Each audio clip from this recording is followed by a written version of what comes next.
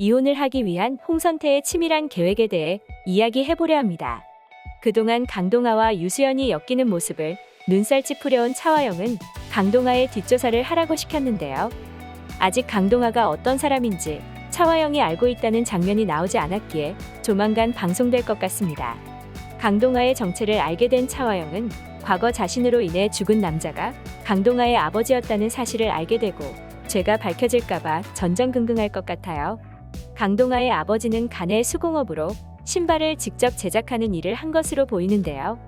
SA그룹의 모란 제와 브랜드의 시초가 된 제품이 강동아의 아버지가 피땀 흘려 만들면서 큰 자부심을 드러내던 특허 제품인 것 같습니다.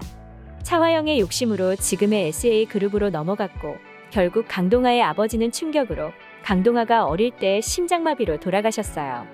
차화영은 황무지 같던 SA그룹을 자신이 어떻게 키워왔는 줄 알지 않냐며 홍선태에게 이혼 못하는 이유를 말했는데요.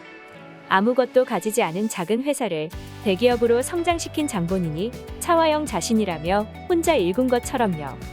하지만 차화영은 그 당시 돈이 없었기에 강동아의 아버지 특허 상품을 뺏으면서 어떤 보상도 없이 그냥 갈취하다시피 했고 강동아의 아버지가 들고 일어서자 유수연의 아버지처럼 증거인멸을 위해 당신만 없으면 된다고 사람을 시켜 타사를 심장마비로 둔갑시킨 것 같습니다. 고미숙으로부터 돌아가신 아버지의 사연을 듣고 힘들게 자라온 강동아는 아버지 죽음의 진실을 밝히고 명예회복에 나설 것으로 보이는데요. 마음 여린 유수연 앞에서 결연한 모습으로 의지를 보였죠. 단단히 마음먹어요. 전쟁터라는 거 잊지 말고. SA그룹에 투자를 하는 듯 보였던 강동아는 사실 투자에는 전혀 관심이 없고 전쟁터에 왔다고 생각하는 인물입니다. 고미숙도 이를 갈며 차화영에게 복수하려는 이유가 한 집안을 쫄딱 망해버리게 한 SA의 추악한 모습을 폭로하고 그동안의 시간을 보상받고 싶은 거죠. 홍선태가 공황장애에 걸린 결정적인 이유는 차화영 때문인 것 같은데요. 차화영의 민낯을 모두 지켜보면서 그 추악한 모습에 질려버려 결국 이혼을 원하고 있습니다. 하지만 끝내 홍선태의 요구대로 순순히 이혼을 해주지 않는데요.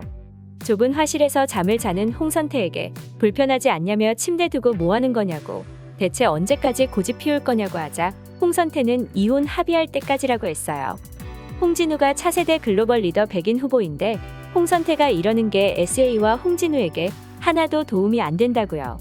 차화영은 홍선태에게 남편 역할은 바라지도 않으니 아버지 역할이라도 제대로 하라고 했고 홍선태는 묘한 웃음을 지었습니다. 마치 누가 누굴 보고 아버지라 그래? 하는 표정이 홍진우와 홍진아가 내 자식이 아님을 말하는 듯 보였는데요. 차화영과 이혼을 하기 위해 홍선태는 극단적인 선택을 할 수도 있을 것 같아요. 이혼을 하지 못하면 차라리 죽는 게 낫다며 유서의 차화영이 그동안 괴롭힌 자들에게 대신 사죄하는 글을 적을 수도 있는데요. 차화영으로 인해 죽은 사람들의 넋을 기리며 전 재산은 강동아의 아버지 이름을 적으며 그의 친아들에게 남긴다고 쓸 것 같습니다. 강동아의 아버지가 없었다면 지금의 SA가 없었기에 강동아 아버지 죽음의 진실을 대신 사죄하는 의미로요. 유서라는 건 꼭 죽음을 앞두고 작성하는 것은 아닙니다. 사람 일은 언제 어떻게 될지 모르기에 재산을 상속하는 데 있어서 유언장은 중요하죠. 홍선태는 자신이 차화영으로 인해 언제 어떻게 될지 모르는 미래를 염두해서 유언장을 미리 작성해 놓을 것으로 보이는데요.